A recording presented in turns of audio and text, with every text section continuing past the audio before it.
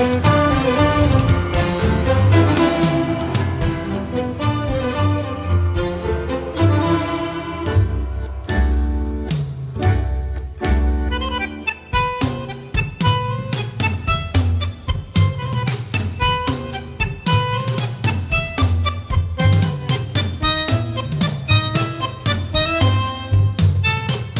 el programa de hoy nos vamos a dedicar a deleitarnos.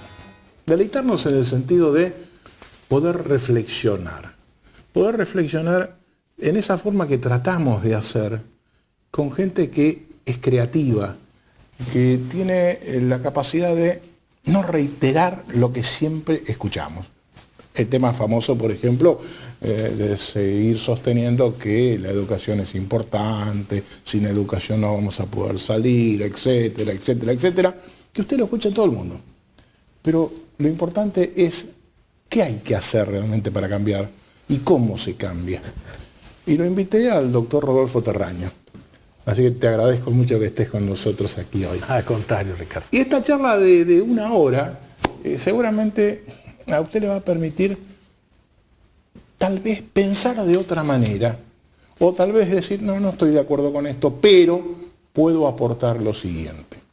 Así que vamos a hablar de muchísimos temas, pero de la Argentina hacia adelante. Pero como también Rodolfo Terraño se dedica también a la historia, por ahí vamos a hablar también algo de la Argentina para atrás. La propuesta va a ser muy interesante. Empezamos en un minuto.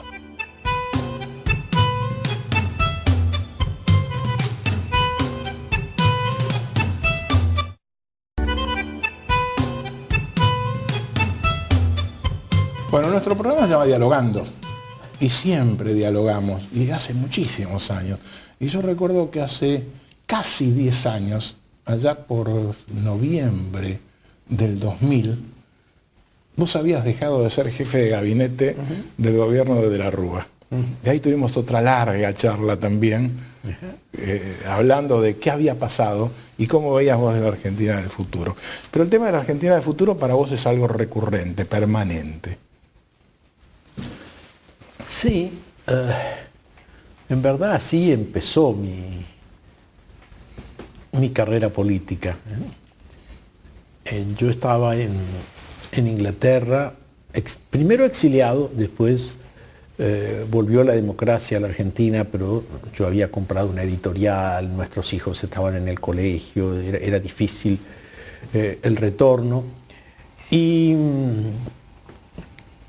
estando allá, además, me empecé a interesar por muchas cosas, por la biotecnología, por la revolución cibernética, y trabajé mucho con esta idea. Los cambios en los modos de producción producen cambios sociales y cambios políticos profundos. En definitiva, la revolución industrial que sustituyó la tracción humana por la tracción mecánica, bueno, permitió terminar con la esclavitud, terminó con el feudalismo, creó el capitalismo.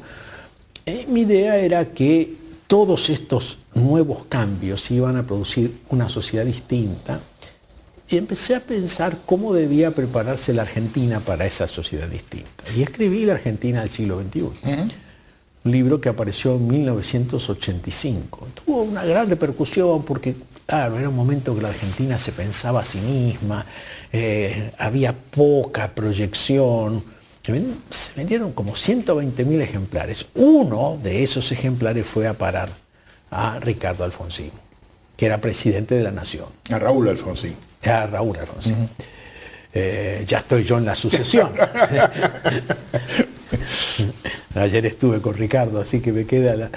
Pero seguramente a Ricardo le debes haber traído lo que me trajiste a mí, la última versión de Argentina siglo XXI. Claro. ¿Qué edición es esta? No, esta es una edición del año 2000, que se hizo como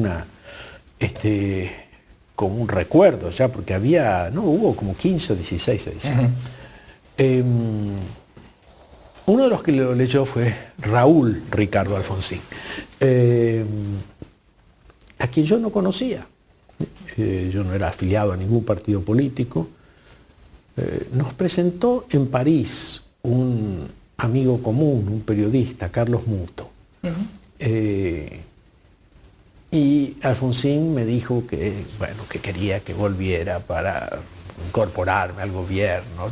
Cosas que uno siempre piensa son cortesías. Y él había dicho en una entrevista con Rogelio García Lupo que la Argentina del siglo XXI era su libro de cabecera, pero esas cosas que se dicen, sí, y vos decís, bueno, sí, está halagando, es claro, el ego. Claro. Pero bueno, yo volví en 1987 y en efecto Alfonsín me pidió que me incorporase al gobierno y poco después yo manejaba más de la mitad del presupuesto de la nación. Era ministro de Obras Públicas y dueño, entre comillas, de todas las empresas del Estado. Fue en aquel momento en que nos conocimos. Claro, así es. Pero yo no pertenecía a ningún partido político. Ni Alfonsín me pidió que me incorporase a un partido político. Armé un equipo con gente que no era radical, porque además yo no conocía gente por su profesión, por su actividad, como Horacio Lozovis, que era el CEO de una de las mayores empresas de Venezuela. Yo había estado en Venezuela, lo había conocido allá. Era argentino, había sido funcionario de Gelbar,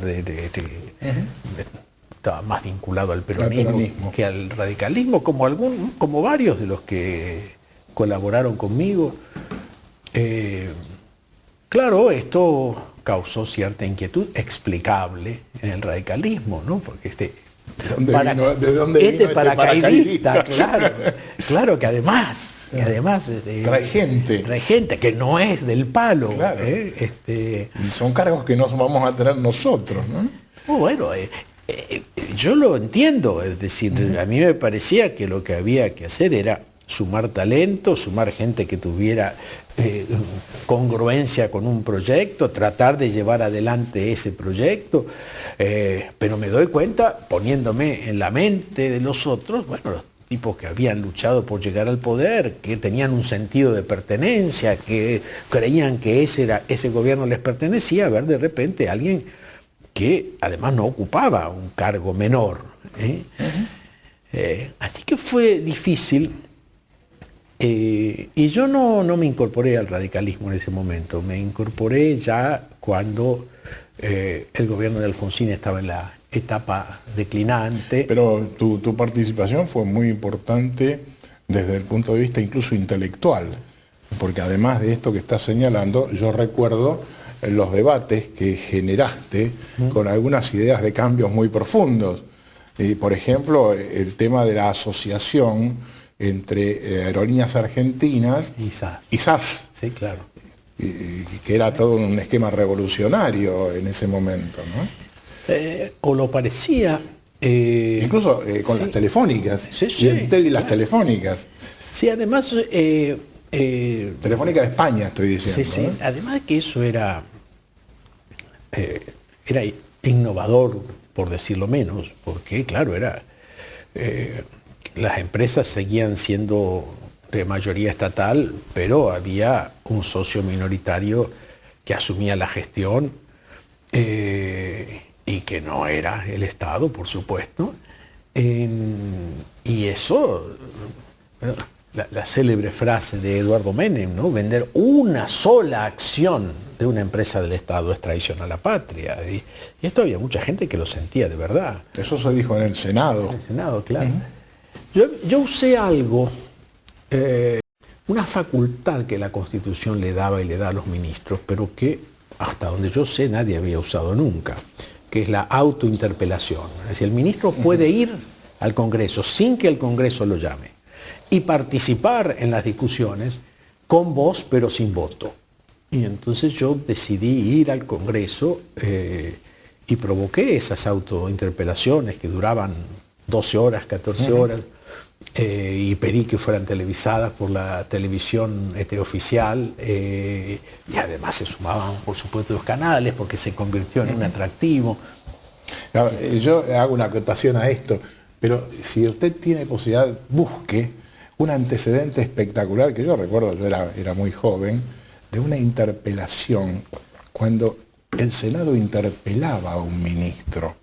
Y una célebre interpelación en la época de Arturo Frondizi, que le hace a Alfredo Palacios a Vítolo, su ministro del Interior, que duró 2 o 3 días, una cosa notable, ¿no? Claro.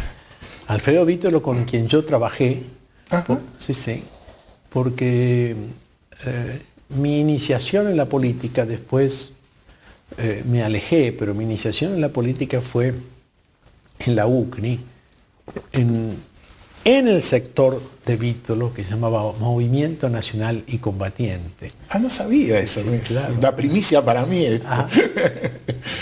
Y después trabajé mucho Eras muy joven vos en ese momento. Sí, claro, 18 años, 19 años. Estaba ingresando al ciclo básico. Uno de los grandes ministros del Interior, Alfredo Vítolo. Trabajé muy estrechamente con él. Y después también con Frondizi, ¿no? Nos reuníamos todos los miércoles, un equipo. Él era muy metódico. Entonces yo siempre decía que me parecía que era como la academia griega, ¿no? Porque no había conversaciones dispersas, no se hablaba del partido de anoche. Era muy concreto. Y había tampoco... él permitía que hubiera conversaciones yuxtapuestas, ¿no? Primero hablaba uno, después el otro, nadie se podía extender demasiado, él dirigía los debates. Y bueno, nos reuníamos de 9 de la mañana a 13, todos los miércoles ahí en Beruti 25. En la casa de Frondizi, en el departamento. Sí, ahí en el 6º piso. Realmente, bueno, para mí es una primicia y seguramente para usted también. Yo rescato haber leído algo tuyo y dije, por fin hay alguien que escribe estas cosas. Yo tengo una profunda admiración. Yo lo conocí a Frondizi después de ser presidente bueno, realmente una personalidad espectacular. Pero conocí a alguien sobre quien vos escribiste un artículo y al que yo tengo, hasta que murió, tuve una excelente relación, que fue Rogelio Frigerio. Ajá. Y vos en un artículo hace algunos años atrás, o varios años atrás, dijiste, la Argentina todavía no le ha rendido el homenaje que le corresponde a Rogelio Frigerio en la política argentina. Claro, porque yo tenía muchas diferencias con él por su estilo político, que a mí me parecía expulsivo. Y creo que fue consumiendo a lo que después se llamó el MID. Esa fue una de las razones por las cuales yo me alejé de la política, que me parece que debe ser gregaria y que tiene que ir sumando. Si él tenía la idea que cuando alguien se iba era mejor, porque eso contribuía a una mayor solidez de quienes tenían un pensamiento más claro, más definido.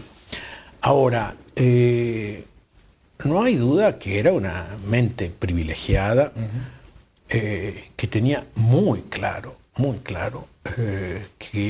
cuáles eran las condiciones del desarrollo económico en su época, y tenía muy claro cómo el desarrollo social dependía de ese desarrollo económico. Claro, efectivamente. Y cerramos el bloque y yo estoy recordando, me viene a la mente una charla también hace muchos años con el Cholo Pose. El Cholo Pose, el famoso intendente de San Isidro, padre del actual intendente. Y el Cholo Pose me decía, vos te das cuenta que nos tuvimos que ir de la UCRI por Frigerio, por esa forma de ser de Frigerio. Pero realmente es una cosa... Pero lo que importa de Frigerio no es eso. Claro. Lo que importa es su visión. Su visión del país nacional, realmente. Claro. Hacemos la pausa, Rodolfo. Venimos enseguida.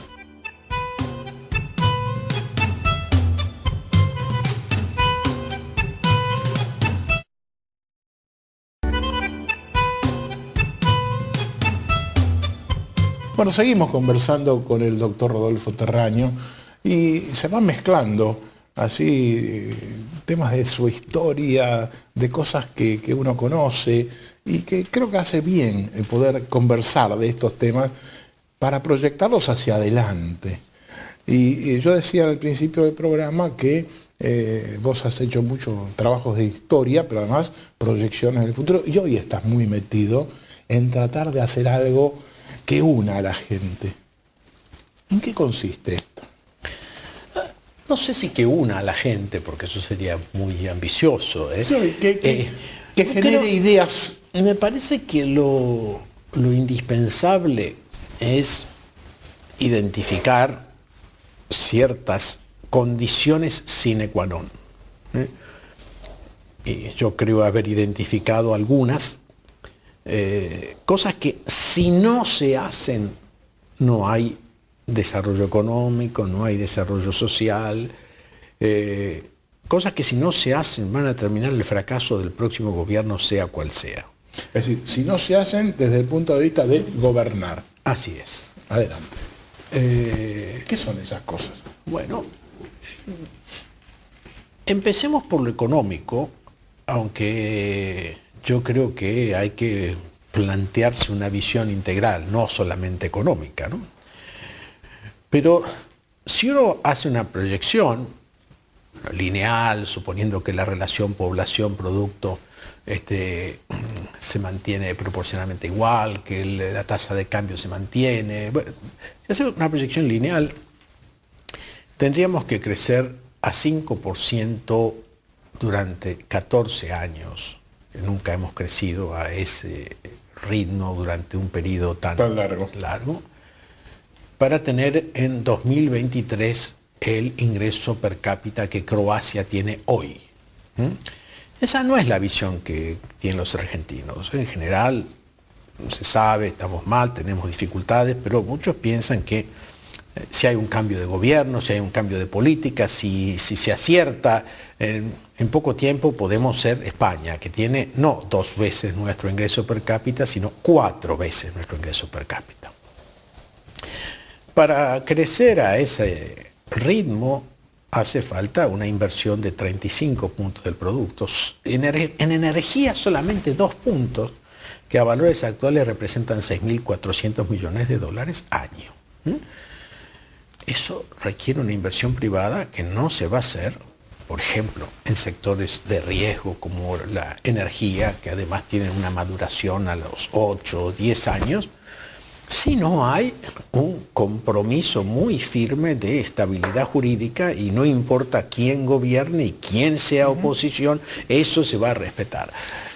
Yo no veo que eso sea negociable, eso me parece que tiene que quedar bajo un paraguas. Sí, es lo mismo que respirar. Claro. En definitiva, si yo no tengo inversión para cambiar determinadas cuestiones, no tengo posibilidades de salir adelante. Y si yo no hago tales cosas, no voy a tener inversión. Claro. ¿Por qué? Por los antecedentes de la Argentina y por la disparidad política, si no hay un compromiso muy fuerte, que yo creo que tiene que ser lo más abarcativo posible y lo más solemne posible, porque ¿Cómo haces para que la gente entienda, para que nuestra clase dirigente, y ya no estoy hablando de los políticos solamente, sino nuestra clase dirigente, entienda que es vital que haya esquemas de inversión sostenida y de esa magnitud?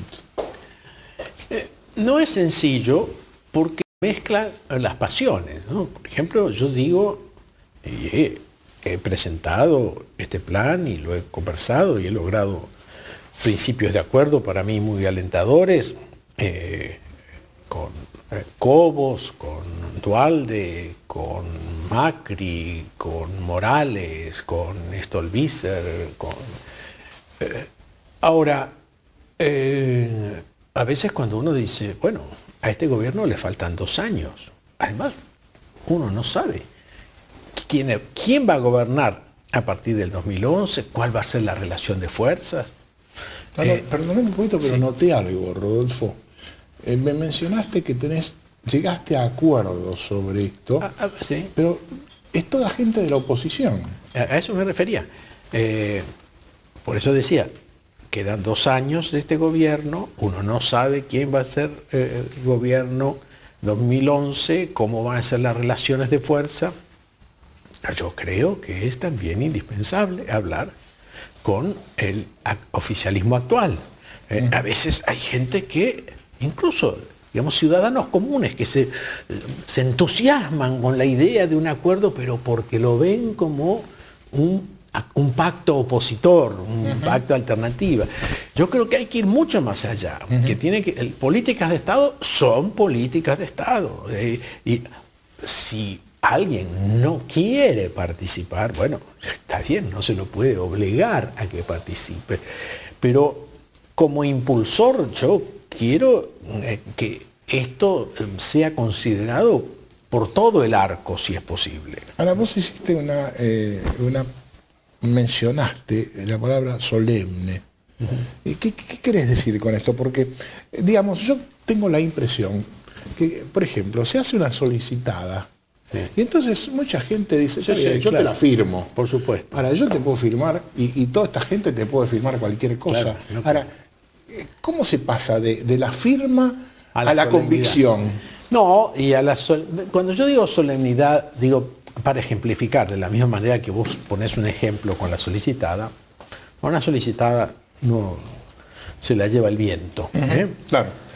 Quiero decir, si mañana pudiéramos hacer que, no sé, Cobos, un representante del gobierno, el radicalismo, Morales, Stolbizer, Macri, etc., firmaran un acuerdo en la Casa de Tucumán, digo, para que se entienda lo que quiero decir.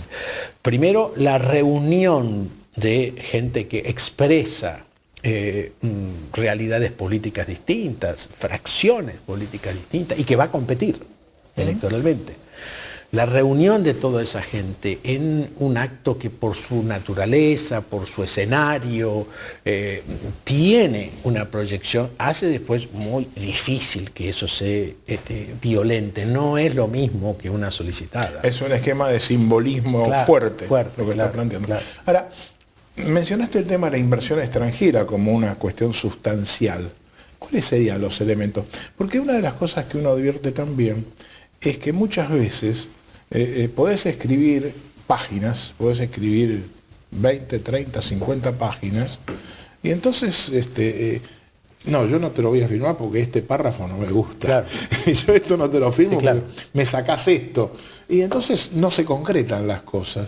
¿Cómo lo ves esto? Por eso yo creo que debe ser lo más breve posible, ¿no? Debe ser un soneto, no una novela. Porque de lo contrario, por eso digo, las condiciones sine qua non, si uno quiere hacer un programa de gobierno, bueno, eso le corresponderá a cada partido, a cada candidato, pero estas son las condiciones sine qua non. ¿Y qué otras condiciones? Vos estamos hablando del tema que señalaste como uno. Claro. ¿Cuáles más? Bueno, yo digo, desde el punto de vista social, de nuevo, no somos conscientes de nuestra ubicación. Se discute niveles de pobreza, que es la cifra de la Iglesia, la cifra del INDEC, pero es una discusión un tanto abstracta, ¿no? Porque ¿cuánto más es 40% de pobreza que 30% de pobreza? ¿Cómo modifica la vida? Cuando uno recurre al informe de Naciones Unidas, al del PNUD, y ve la comparación de todos los países del mundo con metodologías que, bueno, las estadísticas siempre son objetables, pero con estadísticas probadas, que no están sesgadas. Dice que razonablemente indiquen. Claro. Bueno, y uno ve que la esperanza de vida al nacer es menor en la Argentina que en Albania, que en salud estamos peor que en Malta, que en desnutrición infantil estamos peor que Túnez, que en seguridad medida por cantidad de homicidios dolosos por cada 100.000 habitantes estamos peor que Kenia, que en el coeficiente de Gini, que mide la disparidad de la distribución del ingreso, estamos muy, muy lejos de los países escandinavos que tienen 23, la Argentina tiene 51. Bueno, ahí hay un factor que yo creo que es muy importante y que se tiene que entender. La pobreza no solo afecta a los pobres, afecta a todos, afecta a los ricos.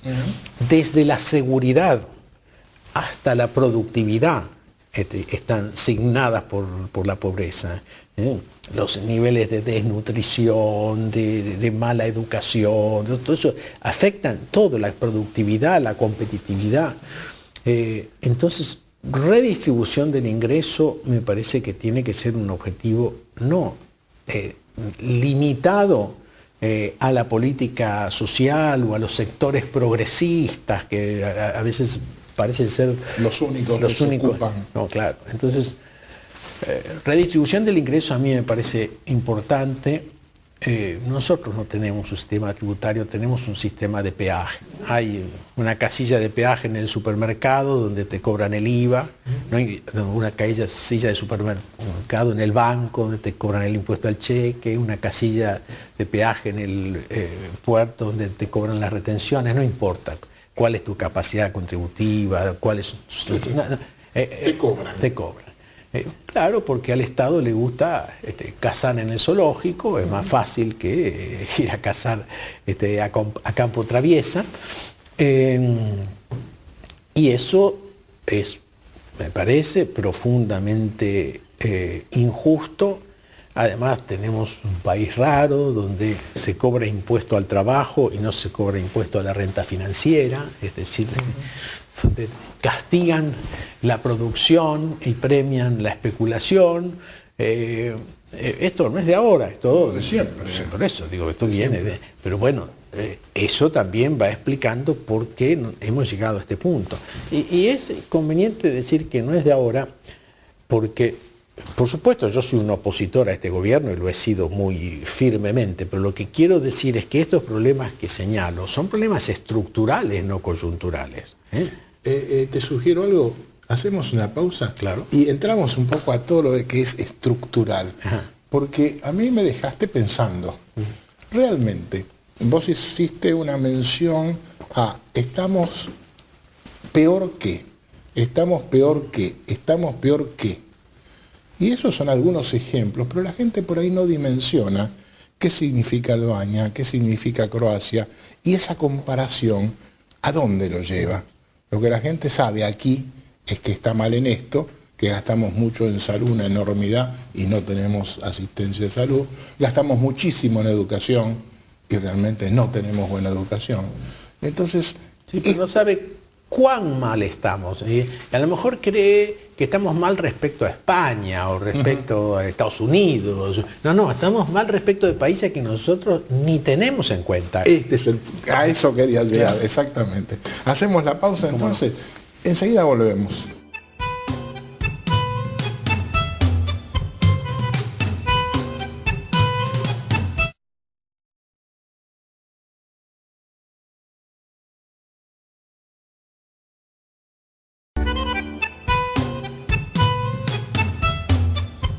Bueno, seguimos conversando con el doctor Rodolfo Terraño y me estabas explicando los aspectos básicos de eso que vos decís debe ser aquello a que la dirigencia se tiene que comprometer. Y mencionaste recién la inversión, el tema de la competitividad y sigamos, ¿qué otra cosa más? Bueno, es la distribución del ingreso, sí, que es un dato importante. La educación, que como vos decís, bueno, si uno dice que está a favor de la educación, ¿sí? Está a favor de la felicidad, nadie está en contra. Pero en Argentina hemos tenido un deterioro creciente de la educación.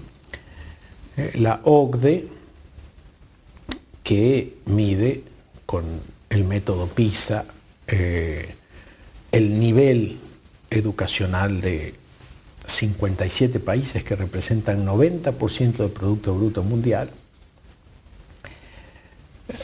lo que hace es analizar a través de encuestas, tests, el conocimiento de chicos de 15 años en materia de lenguaje, matemática y ciencias.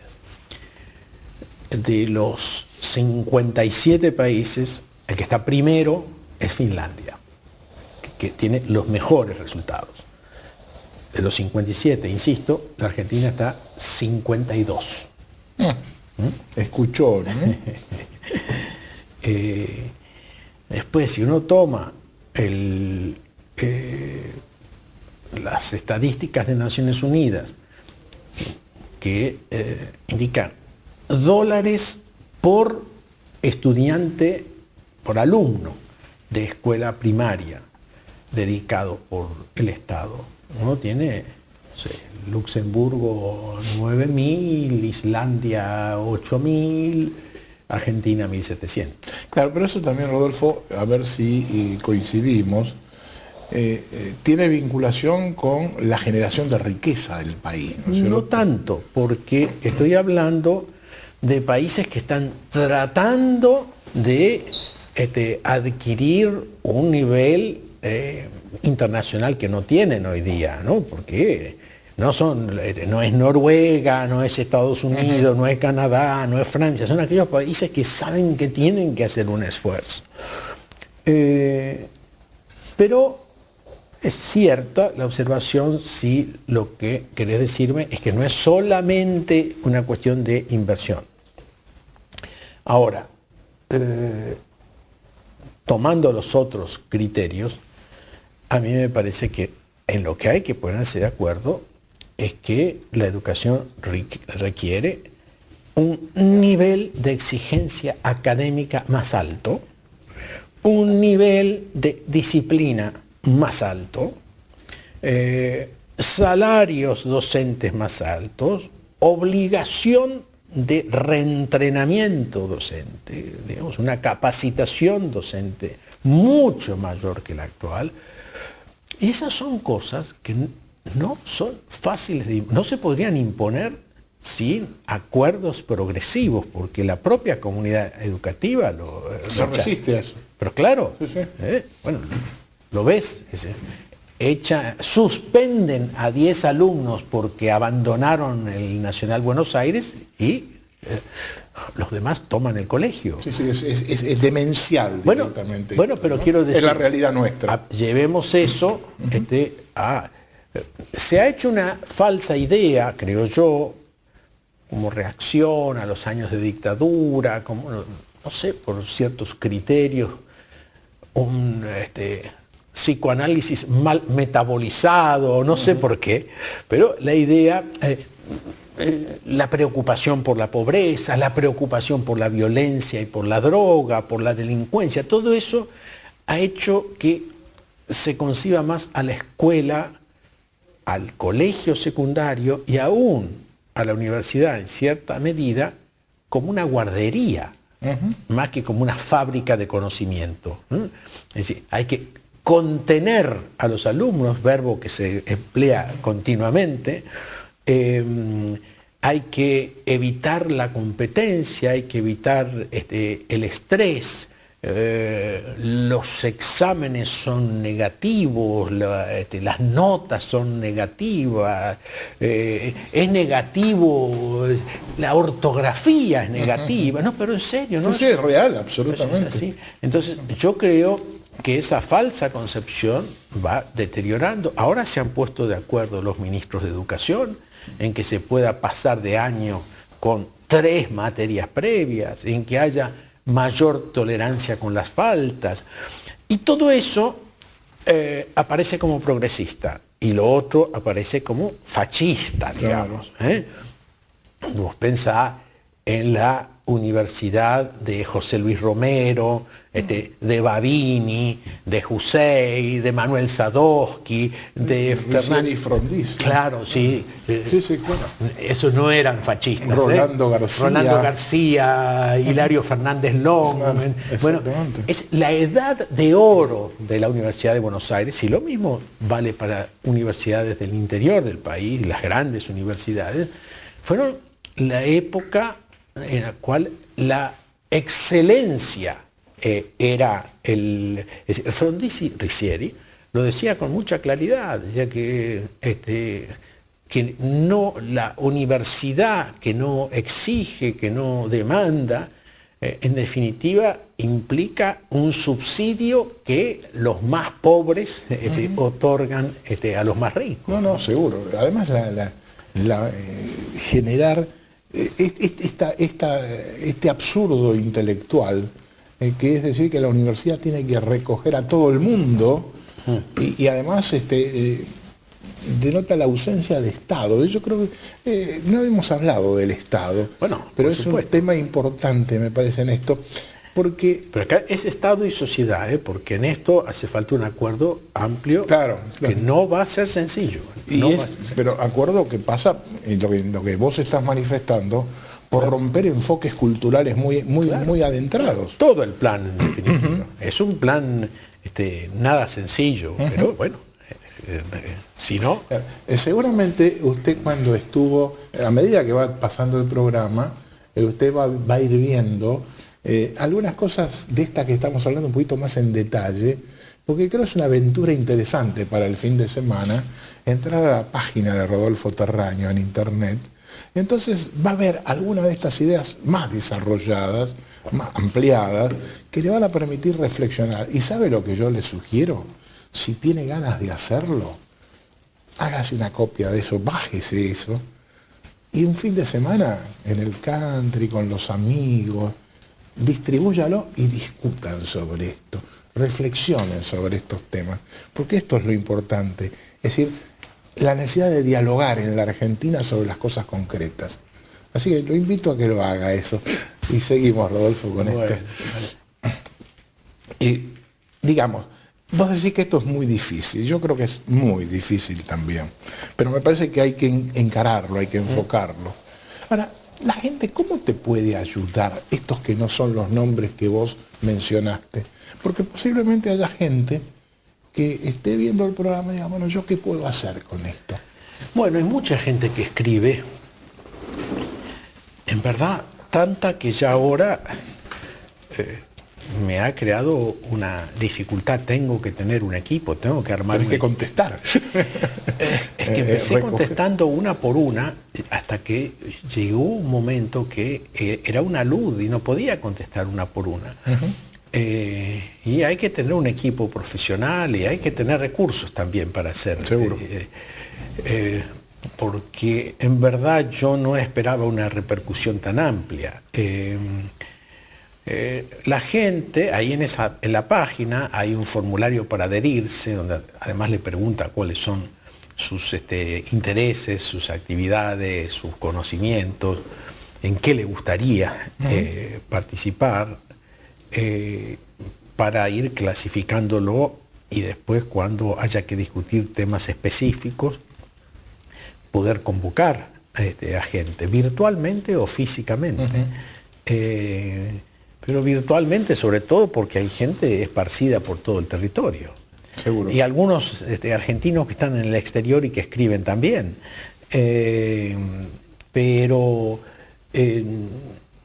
yo creo, primero, eso que planteás, distribuir, se ha creado, yo todavía me he abstenido de ingresar a Facebook, porque si no ya ahí me tienen,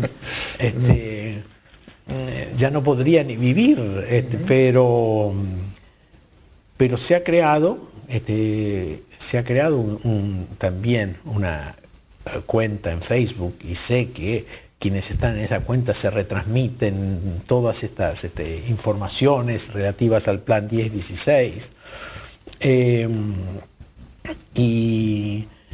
Bueno, los mailings las cadenas que se hacen, las cadenas sociales en definitiva son muy importantes para ir dando sustrato social, apoyo a todo esto, ¿no? Y las ideas, el que tenga ideas también, porque ideas concretas, basta de retórica. Claro. Esto es sustancial. Tenemos que hacer la última pausa. Bueno. El programa ya se nos fue volando. No se imagina la cantidad de cosas, pero por lo menos 2 o 3 te las voy a preguntar en la última. Está bien. Porque me parece que son esas cosas ríspidas de discusión en la sociedad que valen la pena. Venimos enseguida.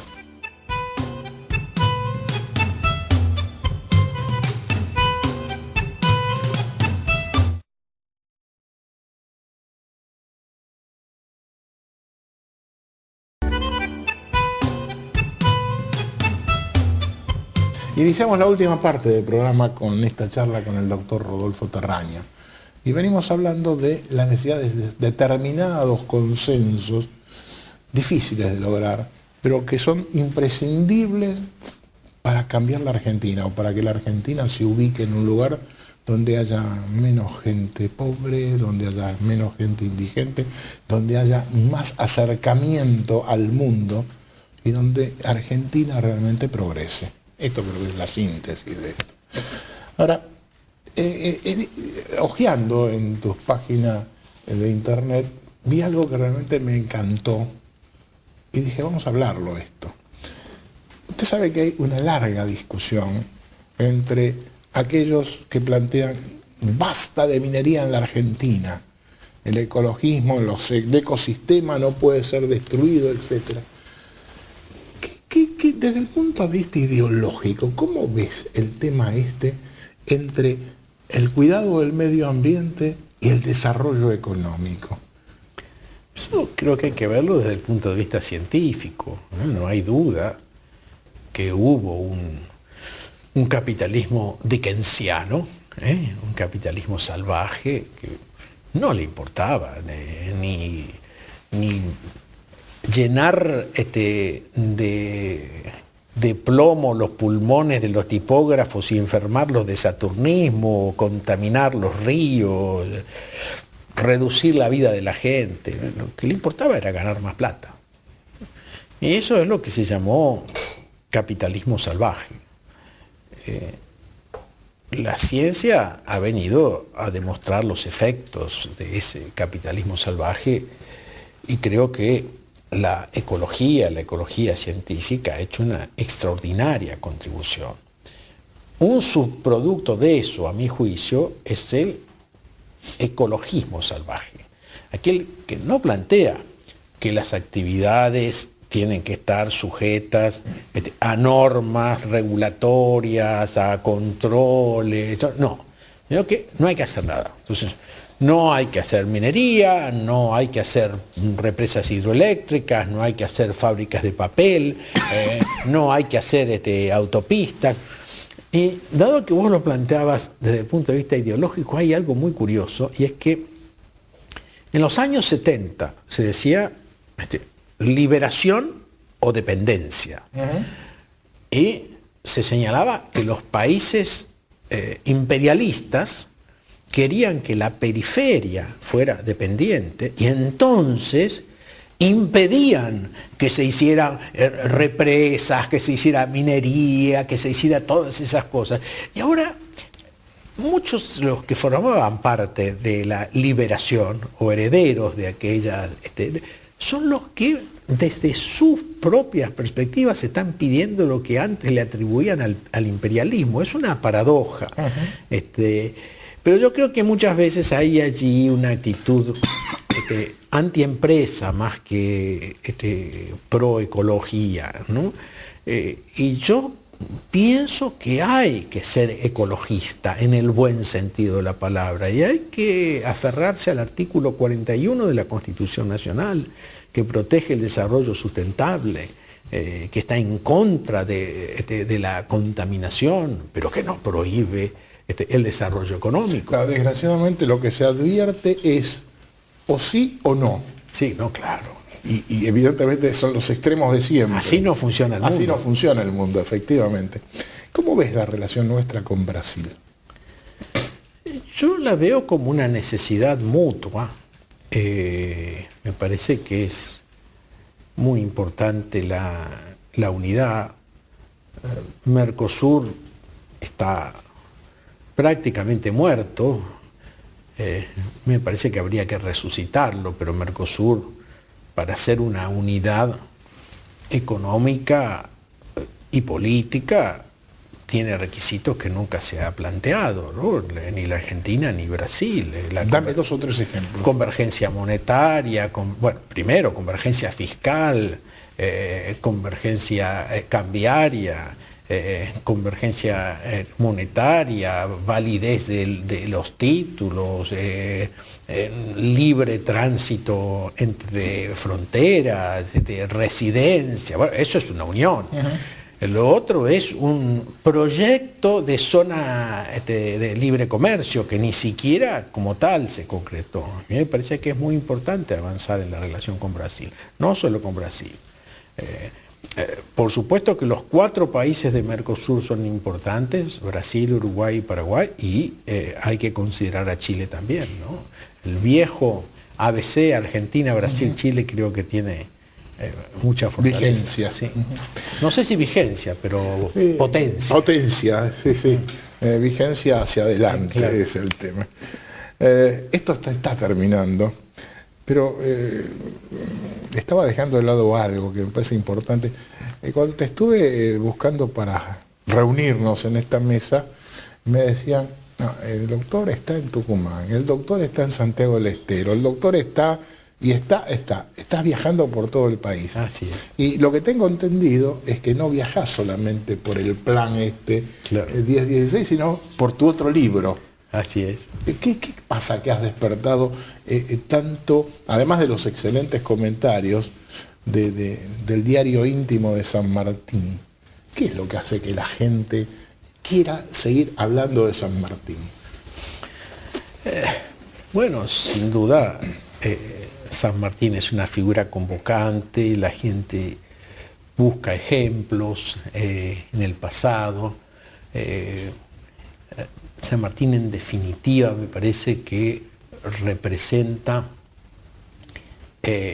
a un argentino que se puso metas, que las persiguió con tenacidad, con método, con desprendimiento, y bueno, es lo que la gente querría ver en el presente y en el futuro. Pero además, San Martín es un enigma para muchos. Y este libro se refiere a un periodo, 1824, en el que supuestamente ya no estaba haciendo nada, y en verdad estaba haciendo mucho. Ese año que pasó en Londres fue un año de intensa actividad política, diplomática. 30 segundos y cerrás el programa diciendo esto. Ajá, bueno, yo me pasé 28 años estudiando qué hizo. Y creo que lo que hizo fue lograr que Inglaterra reconociera la independencia de estos países antes de que Fernando VII, apoyado por los Borbones franceses y la Santa Alianza, recuperase el Perú. Y bueno, eso coincidió con el triunfo de Bolívar en Junín y de Sucre en Ayacucho. Allí terminó la Revolución Americana, y el 1 de enero de 1825, desde Bruselas, San Martín le escribe a Chilavert la carta con la que termina el libro. Ya tiene usted la independencia de la América reconocida por la Inglaterra. La obra es concluida. Señores, usted tuvo la posibilidad de volver a ver al Rodolfo Terraño político y al Rodolfo Terraño historiador. Un gran gusto, Rodolfo. Muchas gracias, Ricardo. Dios mediante, hasta la semana próxima.